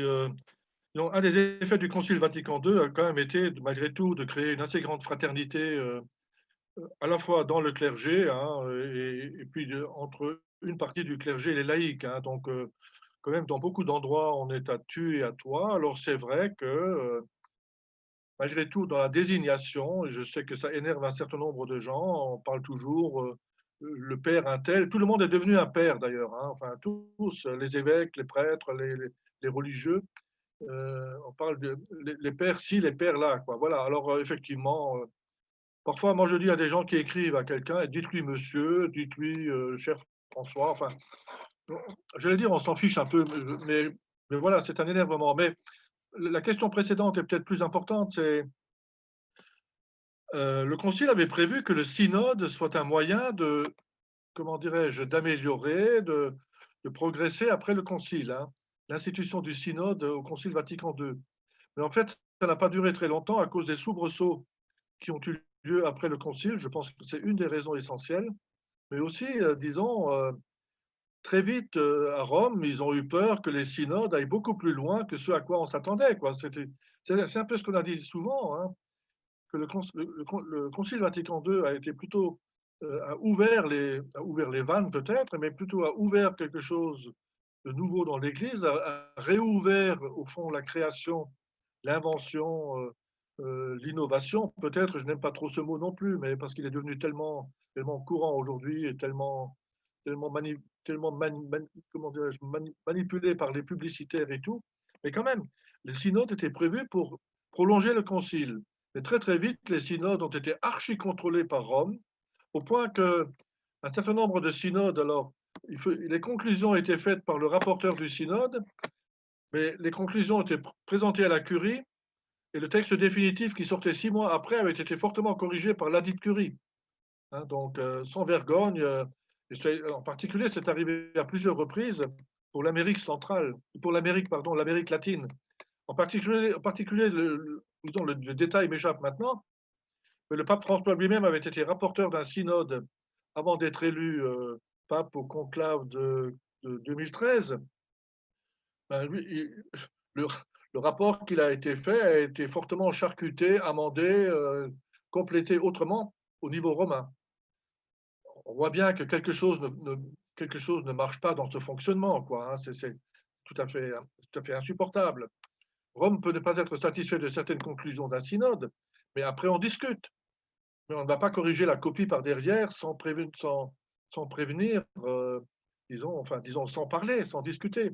Mais ça, c'est vraiment, ça fait partie aussi alors, des plus mauvaises habitudes, je crois, de l'Église catholique, hein, et disons du système romain tel qu'il s'est institué. Alors, il y a aussi un petit peu une autre série de questions. Une autre série de questions, pardon, il faut que je parle plus fort, oui. Notamment sur le diaconat. Il y a des gens qui disent, enfin des personnes qui interrogent en disant, mais est-ce que le diaconat ne serait pas une manière de sortir de ce système de cléricalisme, parce que c'est à la fois des gens engagés dans l'Église, mais qui ne sont pas des clercs à proprement parler, clercs au sens où Kérimel l'entend, des gens qui œuvrent dans la séparation du sacré et, je dirais, du peuple. Et puis aussi, peut-être dans la même veine, mais enfin, c'est un petit peu différent, mais on rappelle, si quelqu'un rappelle l'importance de relire Treverman, ce théologien allemand dont on parle plus aujourd'hui et qui reprenait, pour cette personne, un peu des thèses et des propos de Loïc de Kérimel. Oui, bon, d'abord, honneur aux diacres, hein, qui sont nombreux à faire un très bon travail et très ouverts en plus, et puis à assurer des fonctions que, effectivement, d'ailleurs, le clergé ne peut pas assurer parce qu'il n'est plus là, à la fois des fonctions cultuelles, des fonctions sociales, etc., dans l'Église. Alors, attention, tous les diacres ne sont pas non plus quand même sur le modèle du diacre ouvert, hein, je ne sais pas comment dire, conciliaire et tout. Il y a aussi des diacres qui sont plutôt, enfin, on va dire conservateurs, pour être poli, donc qui sont plutôt du côté de l'Église un peu plus identitaire aujourd'hui. Et puis voilà, je lis de la part d'un de ceux qui assistent. Ils se recrutent aussi beaucoup aujourd'hui, plutôt dans les milieux aisés, puisque un peu comme les prêtres, quoi. C'est vrai que il y a eu un grand tournant aussi dans l'Église du point de vue des recrutements de permanents, comme on dit, mettons les prêtres, etc. C'est vrai que, curieusement, l'Église qui aujourd'hui reste pratiquante et, disons, un peu centrale dans le système français, dans le système de l'Église catholique romaine, c'était plutôt des milieux plus aisés, cultivés, etc., plus bourgeois, disons-le. Je n'aime pas trop ce mot, mais il faut quand même l'employer parce que c'est la vérité. Voire éventuellement dans des milieux un peu aristocratiques, hein, voilà. Alors, disons, il faut y aller très doucement avec ce genre de choses, mais du point de vue de la réalité du recrutement, c'est absolument exact. Donc, et aussi, les diacres, forcément, peuvent se recruter aussi plus facilement là. Mais moi, je crois quand même qu'à l'origine, je ne sais pas, j'ai lu un certain nombre de choses, je n'arrive pas à me défaire de l'idée que les diacres souffrent, l'institution des diacres souffre d'un vice, une faiblesse congénitale, c'est qu'ils ont été institués parce qu'on ne veut pas de clergé, disons des prêtres mariés. Hein, parce qu'on pourrait imaginer que, disons, que ces diacres, souvent d'un certain âge, pas toujours, hein, il y en a aussi de plus jeunes, mais souvent d'un certain âge, qui sont des viri probati, comme on dit, des hommes éprouvés, confirmés dans leur foi, dans leurs mœurs et tout. On pourrait imaginer très bien pourquoi ils ne sont ordonnés que diacres. Après tout, on pourrait imaginer qu'ils soient ordonnés prêtres. Mais comme on a mis un verrou absolu sur le célibat du prêtre jusqu'à présent, ça va peut-être changer. Bon, ben voilà, les diacres seront toujours un peu considérés comme des substituts, hein, à une réforme, disons, du statut clérical que l'Église ne veut pas faire. Alors une autre considération, pardon, ce serait quand même de dire, bon, est-ce que la limite le plus urgent ne serait pas la promotion des femmes du côté des ministères, c'est-à-dire qu'enfin, puisque ça c'est quelque chose qui l'aurait fortement fermé, qu'enfin il y a une ouverture de ce côté-là, c'est-à-dire que des femmes puissent accéder à des ministères ordonnés, comme on dit, c'est-à-dire éventuellement au diaconat. Il y a une question un peu plus large qui est apparue à un moment donné.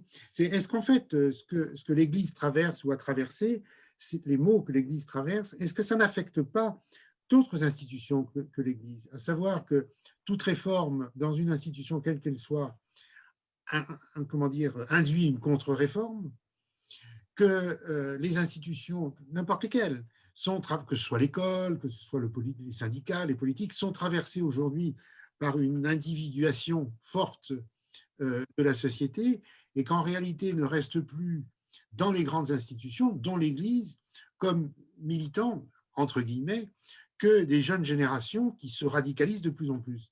Je ne sais pas si cette remarque vous paraît pertinente. Si, elle est pertinente, hein. Alors, par rapport, disons, au Concile Vatican II, on a souvent dit que le Concile Vatican II s'était trouvé. Bon, il y a eu les mouvements un peu disons, un peu radicaux d'après-concile, la contestation de l'autorité, etc. Le départ massif de nombreux prêtres et séminaristes des séminaires, etc. Il y a eu tout ça.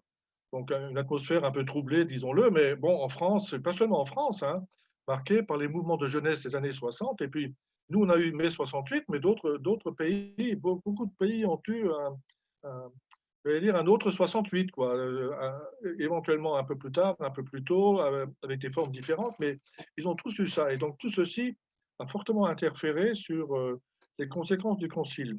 Mais là où le concile s'est trouvé complètement piégé, c'est ce qu'on a, disons, à partir des années 70, la nouvelle société, pour le coup, qui s'est installée, qu'on caractérise souvent par l'individualisme, le souci de la réalisation de soi, c'est-à-dire le fait qu'on entre dans des sociétés consuméristes qui demandent surtout de nouvelles libertés, hein, alors, puisque là, on le rappelait hier, surtout pour Giscard d'Estaing, hein, ses premières réformes ont été la majorité à 18 ans, l'IVG, l'ouverture de la radio publique à d'autres radios, le divorce par consentement mutuel.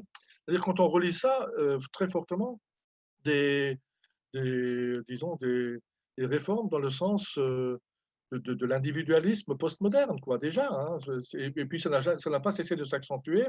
Or, l'Église, enfin, à mon sens, hein, l'Église n'a jamais trouvé de réponse à cet individualisme qu'on appelle individualisme éthique, enfin moral si on veut, même s'il n'est pas très éthique dans le sens des critères de l'Église, mais je dirais on en est toujours là, quoi. C'est-à-dire, la réponse a été celle de Jean-Paul II, la rigueur sur à peu près tout. Le problème, c'est que, d'une certaine manière, il n'a rien pu empêcher devant le mouvement de la société. Moi, je me souviens très bien, hein, pour des raisons X, je me suis trouvé en rapport avec la jeunesse étudiante, enfin, disons aussi, il n'y a pas de raison X, hein, j'étais aumônier d'étudiants. J'ai vu, mais alors, de façon massive, à partir des années 74-75, la cohabitation juvénile, y compris des jeunes catholiques. Hein. Alors, quand vous pensez qu'en 75, pardon, Paul VI a trouvé moyen de sortir un petit texte pour condamner la cohabitation juvénile, bon, très bien. Et quand on voit ce que c'est devenu depuis, on rigole quand même, quoi. C'est-à-dire, on est devant ce que Daniel Hervieux-Léger appelait une exculturation totale par rapport à la culture et aux mœurs, quoi. Voilà, c'est tout. Alors ça, c'est un des problèmes, je crois, que vit l'Église. Alors, effectivement, la réaction actuelle, disons, sociologiquement parlant, les catholiques qui restent assez fortement dans le cœur, on va dire, dans le centre de l'Église, disons, dans la pratique, souvent marqués quand même assez fortement par les pontificats de Jean-Paul II et de Benoît XVI, hein, parfois extrêmement critiques envers François. Mais disons, le cœur, c'est effectivement ces catholiques-là. Ce sont aussi ceux qui ont réclamé à corps et à cri, là, je crois récemment, donc le déconfinement de la messe. Alors, il ne faut pas non plus les réduire à ça, c'est un noyau un peu plus large, mais tout de même, on dit aujourd'hui que disons, les catholiques sont réduits à 1,8% de pratiquants, et souvent d'un âge certain. Hein, voilà. Il y a quelqu'un qui demande ici comment vous pouvez expliquer le raidissement des jeunes générations dans l'Église. Oui, alors ça, mais peut-être parce que, alors, c'est un peu vrai que quand même, disons, allez, on va dire les catholiques conciliaires, je pourrais dire, parce que je les connais bien, les catholiques de gauche. C'est vrai qu'on a épousé assez fortement, mais je crois que ce n'est pas un choix. On ne pouvait pas faire autrement, on a choisi tout simplement d'être libéraux dans l'éducation de nos enfants. Or, le libéralisme, c'est-à-dire la liberté, surtout dans une période mouvementée, divisée par toutes sortes de... Oui, enfin, une époque troublée, on va dire, eh bien, évidemment. Et puis une église divisée, puis peut-être malgré tout, une église qui ne reconnaissait pas très fortement les nouveaux comportements étant eux-mêmes, ça, vous savez, c'est un peu infernal. Les nouveaux comportements, bien entendu, sont travaillés par les médias, parce que les médias, forcément, ils rapportent ce qu'ils voient. Ils ne sont même pas très idéologiques. Hein. Ben forcément, disons, moi, disons, j'ai quand même plus d'une fois senti, parce que la question des jeunes, un peu dans toutes ces affaires, m'a toujours intéressé, toujours continué à lire pas mal de choses là-dessus, à observer. C'est quand même que ben, beaucoup sont partis parce qu'ils ne se sentaient absolument pas reconnus dans cette église. Alors, par exemple, je donne une anecdote personnelle. Après mon article l'an dernier dans Études sur, disons, cette messe un peu rigidifiée à laquelle on assiste de nouveau, qui me semble infidèle d'ailleurs à la messe beaucoup plus, ouais, ben, je sais pas, plus ouverte, moins figée, infidèle à la messe qu'on appelle de Paul VI, donc la messe qu'il a instituée en 1967, sauf erreur, ou 67 ou 69, peu importe. Alors on m'a objecté, oui, mais les jeunes d'aujourd'hui veulent du sacré. Moi, j'ai toujours posé la question, mais attendez, vous parlez de quels jeunes? Vous parlez de quels jeunes? Vous parlez de l'extrême minorité qui continue à pratiquer. Et même cette minorité-là, je suis dans un endroit où il y a pas mal de scouts d'Europe, je peux vous dire, même les scouts d'Europe, ils préfèrent les messes entre scouts d'Europe, c'est-à-dire par affinité entre jeunes, que de venir à la messe du dimanche avec les vieux.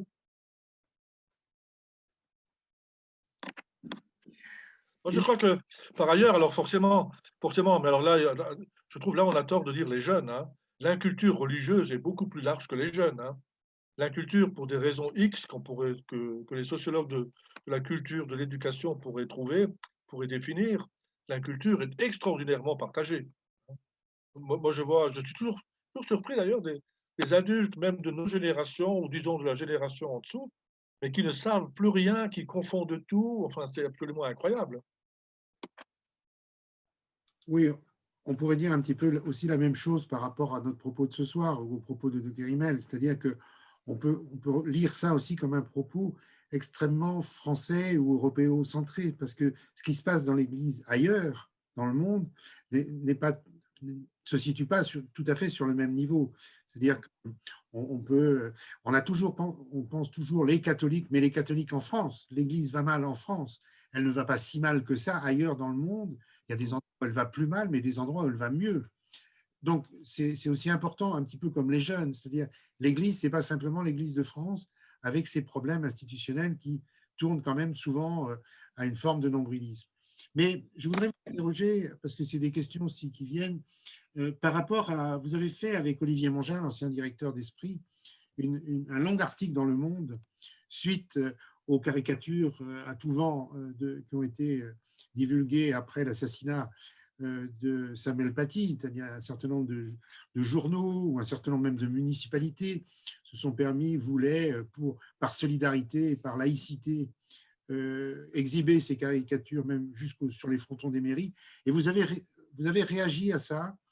Et je vais résumer très, très rapidement, mais vous allez me corriger, en disant que la laïcité n'était pas non plus le « tout est permis » au nom parfois de la liberté d'expression. Autrement dit, la liberté d'expression, c'est une valeur importante, mais elle doit être aussi croisée ou dialoguée avec, je dirais, une forme de respect des croyants. Donc, c'était un petit peu ça sur quoi je voulais vous entendre parler, parce que ce texte a fait un peu de bruit, et parce que certains vous ont accusé justement de remettre en cause la liberté d'expression. Autrement dit, à partir du moment où on apporte des nuances à propos purement laïques, on tomberait, d'après un certain nombre de gens, dans, je veux dire, une rigidification des points de vue religieux. Autrement dit, vous seriez taxé de conservateur. Donc, je ne sais pas pourquoi vous avez écrit ce texte, dans quel contexte. Oui, disons, il faut quand même d'abord dire que l'islam est quand même dans une situation, mondiale spécifique tout de même, hein, et effectivement, enfin chaque religion, on va dire, a ses extrémistes. En Inde, c'est les nationalistes hindouistes. Ailleurs, ce sont d'autres groupes, etc. Même les bouddhistes en ont dans certains pays. Généralement, ils sont nationalistes, c'est-à-dire ils sont identitaires du côté de la nation, des origines nationales, et du coup, ils ont des tendances extrêmement menaçantes pour ceux qui n'appartiennent pas, en quelque sorte, au passé national ou à ceux qui ont forgé la nation. Donc, il y a des extrémismes divers, et l'islam dans une situation particulière avec, disons, la création d'un noyau absolument, d'un noyau idéologique qui, pour des raisons que les historiens de l'islam connaissent, s'est formé et qui, d'une certaine manière, est devenu un islam plus que menaçant, mais je veux dire un islam qui tente d'éliminer ses adversaires. Et il faut toujours le rappeler d'abord, les musulmans eux-mêmes, hein, c'est-à-dire, c'est quand même leur premier adversaire. Alors, non, ce que nous avons voulu dire, enfin, il y avait trois, quatre choses que nous voulions dire. Est-ce que nous les avons bien dites? Je ne sais pas. Mais disons, nous étions quand même un tout petit peu, comment dire, irrités qu'à la longue, la liberté républicaine, la liberté d'expression soit identifiée à des caricatures extrêmement, disons-le, violentes, trash quand même, hein, des caricatures même, disons-le, un peu pornographiques, que ça devienne ça, en quelque sorte, qu'elles deviennent les symboles de la liberté d'expression. Et qu'en plus, un certain nombre de politiciens, de façon assez démagogique, croient devoir les exposer à tous sur des façades d'immeubles. Et des intellectuels aussi ont proposé dès le lendemain de dire, voilà, il faut les mettre partout dans les villes, il faut les afficher dans les villes, partout, sur tous les murs. Je ne dirais pas qui a écrit ça, mais je vois très bien qui. Alors, c'est là, donc on a voulu réagir contre ça, on a trouvé ça absolument insupportable. La liberté d'expression, c'est pas ça. Hein. Les caricaturistes de Charlie ont réagi contre un certain type d'islam intolérant. D'ailleurs, je crois que Risk lui-même l'a dit quelque part, là, il y a assez récemment, ils ne se prétendent pas les parangons de toute la liberté d'expression. voire, disons, du principe de la liberté d'expression énoncé lors de la Révolution française déjà. Donc, on a voulu réagir un peu contre ça. La deuxième chose, on a quand même voulu dire, écoutez, il n'y a pas de liberté sans responsabilité. Or, la responsabilité suppose aussi un savoir de ce qui se passe. Alors, il faut savoir que, ben oui, ben notre France, qui a été avec sa révolution le phare de tous les droits, etc., notre France n'est pas le monde. Hein, la France, oui, n'est pas le monde. Et puis, en particulier, alors on l'a dit dans le texte, hein, il y a quand même une mondialisation des religions qui fait qu'il y a un énorme va-et-vient sur la planète entière de religions qui se rencontrent, avec disons, des religions qui ne sont plus dans leur territoire d'origine, ce qui crée ensuite des problèmes évidemment de déracinement, de déracinement culturel, etc., etc., toutes sortes de phénomènes qui sont assez difficilement contrôlables. Mais d'autre part aussi, disons, il y a le fait que la mondialisation, notre mondialisation à nous, nos libertés à nous, elles peuvent être transportées à la vitesse de l'éclair au fin fond du Pakistan, au fin fond de l'Amérique ou de l'Afrique, etc. Et attention, si celui qui est totalement dans sa religion, qui n'a jamais vu de sa vie d'image qui caricature le fondateur de sa religion, s'il n'est pas touché lui-même, eh bien, ce sont les États les États ou les idéologues du coin qui vont se charger de la lui montrer. Il faut quand même voir que la situation réelle du monde musulman, entre autres, mais pas uniquement, c'est que la quasi-totalité des gouvernements sont des gouvernements autoritaires, dictatoriaux, que les seules manifestations que ces gouvernements permettent sont celles justement contre les caricatures. Enfin, il y a d'abord Erdogan, c'est caricatural, c'est le cas de le dire, et puis d'autres aussi. C'est les seules manifestations qu'ils permettent. Aucune autre manifestation n'est permise hein, que celle-là. Donc, autrement dit, ils instrumentalisent fortement en leur faveur et dans leur sens nationaliste les caricatures qui sont produites en France. Alors moi, je dis simplement, il y a un principe de responsabilité. Alors, attention, personnellement, je ne dirais absolument pas que les caricatures, les Charlie ou d'autres, doivent s'abstenir de caricaturer l'islam. Ils font ce qu'ils veulent, mais il faut qu'ils sachent ce qu'ils font. Il faut que, moi je trouve, Charlie a souvent dit, mais nous visons l'intolérance de l'islam, des islamistes, etc. Ben oui, mais le problème, c'est que l'islam, c'est 1,8 milliard de croyants. Ce n'est pas 100 000 islamistes ou même 1 million d'islamistes. L'islam, c'est 1,8 milliard de croyants.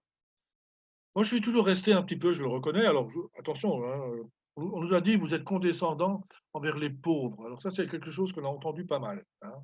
Mais moi, je me souviens tout simplement d'une réaction de mon patron, Michel Chotievitz, qui était un musulman qui est mort l'an dernier, quand je suis arrivé au seuil, alors quand on parlait de livres de sciences, moi j'étais complètement, il faut faire des livres de sciences humaines, de l'islam, d'histoire, enfin, tout ce qu'on veut. Chotievitz m'a un jour dit, mais attendez, les religions, c'est pas uniquement de la sociologie, hein, c'est pas uniquement des comportements. Vous n'avez pas des écritures dont on dit que quelles sont, enfin, quelles sont la parole de Dieu, etc. Puis il m'a dit aussi, écoutez, vous pouvez dire tout ce que vous voulez, l'islam est une religion des pauvres, ou de pauvres. Et je crois que c'est toujours vrai. C'est triste, hein, mais je trouve que c'est un peu à ça qu'il faudrait s'attaquer et comprendre. Là, on attaque bille en tête les représentations de ces pauvres paysans fellahs musulmans à qui on met sous le nez des caricatures obscènes du prophète. Hein, c'est quand même incroyable. Parce qu'ils sont absolument incapables de déchiffrer. Disons, le grand problème, au fond, qui est derrière, c'est pour eux, l'image touche directement le prophète. Mais bon, est-ce qu'un certain nombre de catholiques, avec l'hostie qui tomberait à terre, sont dans une situation différente? Je ne sais pas. Hein, on a l'impression que, personnellement, je pense que si une hostie tombe par terre, ce n'est pas la peine de faire une expiation de 25 ans. Hein. Oui, je tenais à ce que vous évoquiez cet article dans Le Monde, parce qu'il n'est pas sans parenté, et ce que vous venez de signaler, il n'est pas sans parenté avec ce que vous avez évoqué auparavant, à savoir le cléricalisme de l'Église catholique, puisqu'on retrouve aussi des intolérances ou des fixations sur des rites et qui reprennent un tout petit peu l'idéologie qui est transmise par une certaine forme d'islam.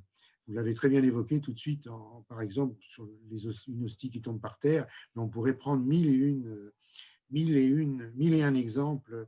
Bon, beaucoup de questions ont été posées, vous ne pouvez pas répondre à tout, notamment sur le rôle des femmes, parce que beaucoup de femmes qui interviennent lors de votre conférence disent combien elles se sentent exclues quand même du fonctionnement de l'Église, qu'elles en souffrent.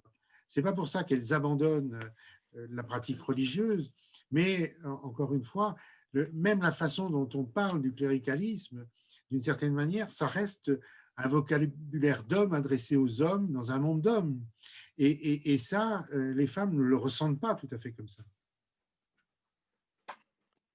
Oui, je consonne assez avec ce propos. Hein. Je crois y être sensible, pour autant, je n'ai pas la solution. Hein. Alors, disons, ce qui est un peu insupportable, c'est que pour les femmes, comme pour d'autres choses dans l'Église, pour d'autres réformes, hein, c'est penser à l'œcuménisme, par exemple, et à certaines unifications autour de l'Eucharistie, par exemple, avec les protestants, tout simplement. On n'arrête pas de nous dire, c'est le côté catholique qui dit ça. Oh là là, on n'est pas encore prêt, il faut encore réfléchir, il faut encore travailler. Disons, j'ai l'impression que le fait de nous inciter à la patience, à un moment donné, ça ne va plus, quoi.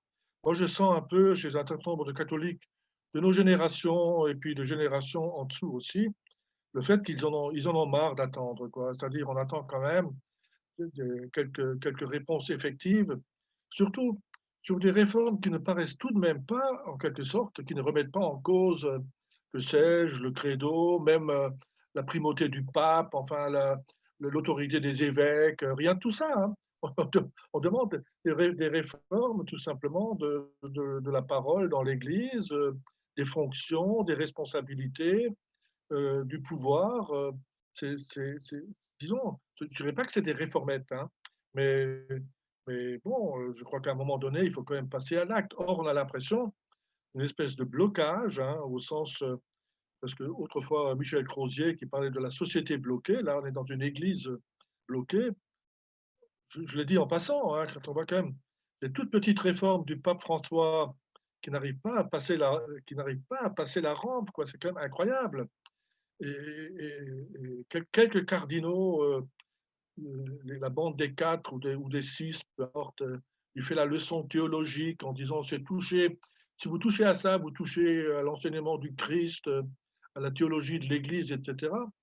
Moi, je trouve que c'est quand même, mais où est-ce qu'on est? C'est-à-dire là aussi, si vous voulez, je trouve, moi, en ce sens-là, quand même, il m'arrive de rencontrer encore des jeunes générations, bien que je sois un vieux monsieur, mais les jeunes générations, ça, ils ne supportent pas, quoi. C'est-à-dire, ils ne comprennent pas que rien n'avance sur des sujets qui sont importants, mais pas fondamentaux, au sens où ils ne touchent pas les fondements de l'Église, son fonctionnement, sa liturgie, etc., etc. Donc, c'est ce que j'appelais les réformettes, quoi. Enfin, non, je suis un peu. Les réformettes, c'est trop faible. C'est-à-dire, c'est là qu'on sent quand même peut-être, enfin effectivement, le sens du livre de Loïc, une sacralisation de toutes sortes de petites choses qui ne méritent vraiment pas de l'être. On va conclure, Jean-Louis Schlegel, avec ce propos, mais peut-être avant de vous dire au revoir et de dire au revoir à tous ceux qui vous ont écouté. Loïc de Kérimel était un ancien jésuite, mais ensuite, il était quoi? Il faisait quoi? Il était prof de philo? Oui, il a été. Alors, il n'a pas été ordonné prêtre, hein, il est sorti dans les années 75. Il a eu un maître alors qui a eu un grand succès intellectuel interne chez les jésuites qui s'appelait Georges Morel. Hein, il a été très marqué par ce philosophe hegelien qui d'ailleurs est sorti aussi beaucoup plus tard de la compagnie. L'autre grand maître, c'était Certeau. C'était plutôt le mien, d'ailleurs. Enfin, Michel de Certeau. Je l'évoque avec un peu d'émotion tout de même, parce que c'était un autre grand homme. Non, alors, Loïc est sorti, et puis il a passé le CAPES de philo. Qu'il a eu, je crois, facilement. Il s'est marié avec Aline. Ils ont 4 filles. Voilà, ils ont eu 4 filles. Et il était grand-père, là, au moment de sa mort. Quand je l'ai visité, il y avait une de ses petites filles qui courait près du lit, qui était absolument charmante. C'était vraiment, voilà, j'évoque ça. Et donc, il a été 30 ans, il a été à peu près, je pense, 30 ans, prof de philo, jusqu'à sa retraite. Mais disons, dans ceux qui sont partis, ça c'est un autre sujet, mais ça n'a rien à voir finalement. Hein, certains ont quitté totalement l'institution, certains l'ont quitté en partie, certains sont restés un petit peu, et certains ont continué à militer. Loïc a été de ceux-là. Hein, Loïc est resté toujours un militant très engagé au Mans. Et je pense que Chrétiens en marche du Mans, s'il y en a qui sont là et qui m'entendent, pourraient en témoigner. Et en plus, alors, disons, moi, je reconnais quand même qu'on s'est parfois perdu de vue, enfin, on s'est perdu pendant plusieurs années, puis on s'est retrouvés. J'ai été épaté, je le reconnais, par l'ampleur de ses connaissances, quoi. Hein, c'est comme s'il avait passé, parallèlement à ses années de philo, de prof de philo, c'est comme s'il avait